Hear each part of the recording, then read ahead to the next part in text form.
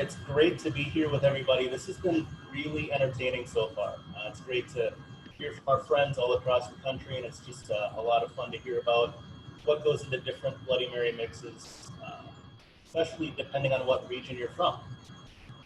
Today we're going to build a traditional Bloody Mary. It's kind of what we do at the garage.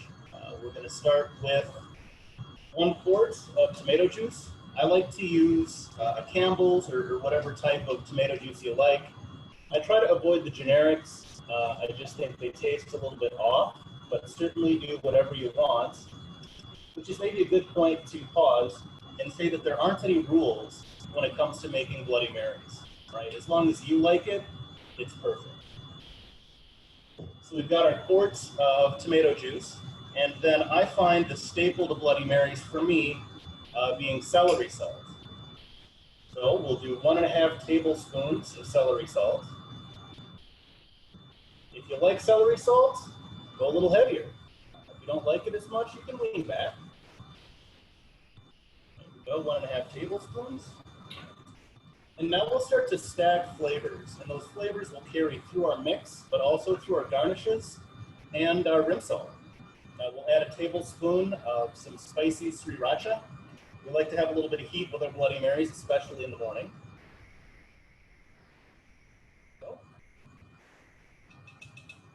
And we'll add 1 tablespoon of dill pickle juice. Really, the dill pickle juice helps with hangovers. I will attest to that. In fact, we're just going to go ahead with 2 tablespoons because it tastes a little rough. And now let's move into the powders. We'll add a teaspoon of onion powder.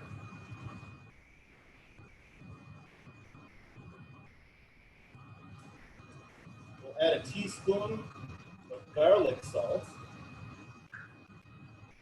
I like to use Lowry's garlic salt.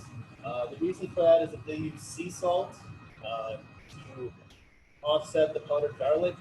Some of the other brands may just use a regular iodized salt. I think that sea salt really adds a layer of depth and flavor. We'll add a teaspoon of horseradish.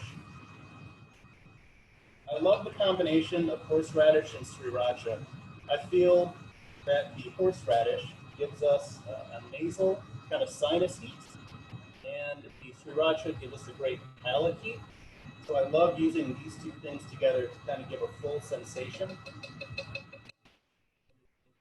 That extra spiciness. I heard somebody talking about anchovies. We do use a teaspoon of Chestershire, this stuff.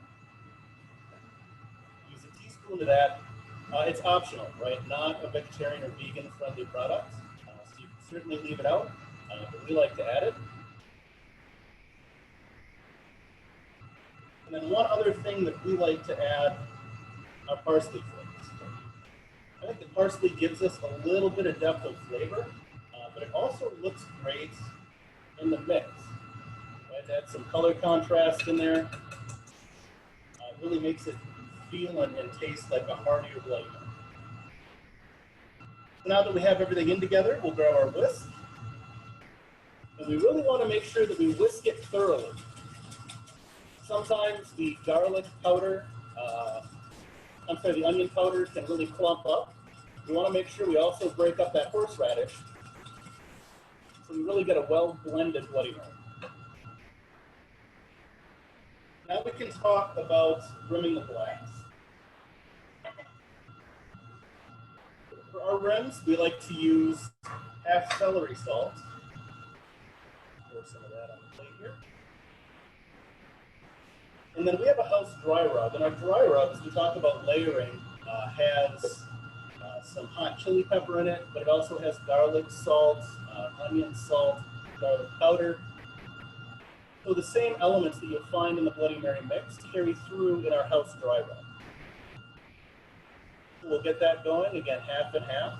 Use whatever kind of dry rub you like. If you have a favorite, I find that works really well with the celery salt.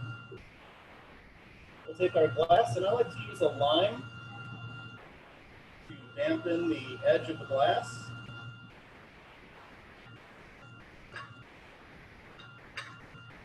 put in the rim salt. Then we add our ice.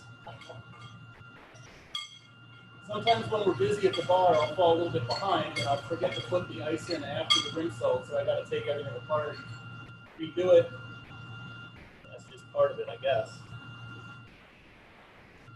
So then we can move on to the vodka. A lot of people ask what type of vodka to use. I think that a rail vodka works well. I think that when you have a really bold Bloody Mary mix, you can lose whatever benefits you may have from some of the general vodkas. If you're using a type of vodka that's got flavoring, maybe a house pepper jalapeno or something with some cucumber, that makes some sense. Unfortunately, I drank all of our well vodka, so I'm going to grab Grey Duck.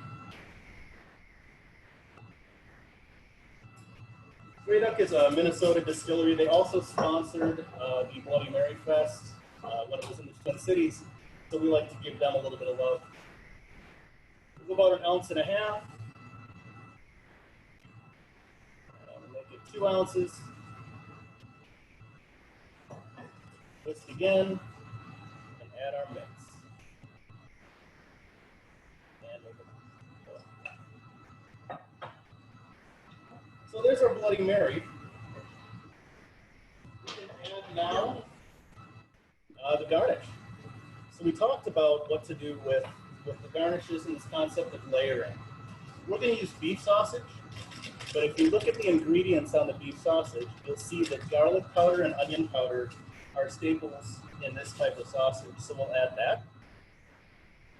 We'll add some green onion. That'll offset the onion powder that we have.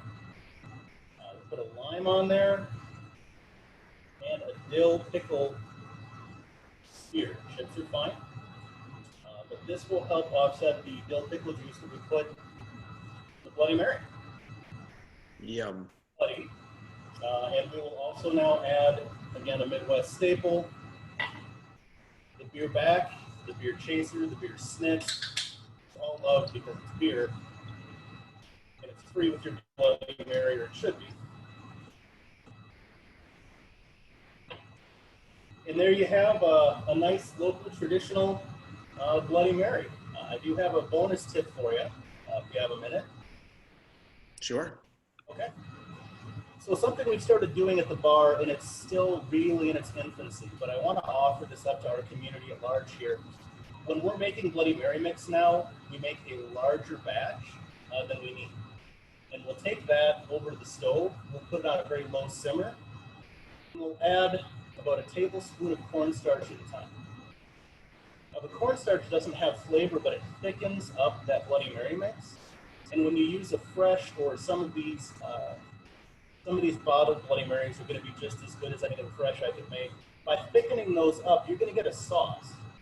So now we feature Bloody Mary wings at the bar that's just our Bloody Mary mix, thickened with cornstarch, and it's been a hit, a huge hit at the bar. So if you want to try some Bloody Mary wings at home, maybe on the grill, take a fresh batch or a bottle of Bloody Mary mix, simmer it with enough cornstarch, slowly add in more and more to get to the right thickness that you like, and just toss it in some wings. Let us know what you think.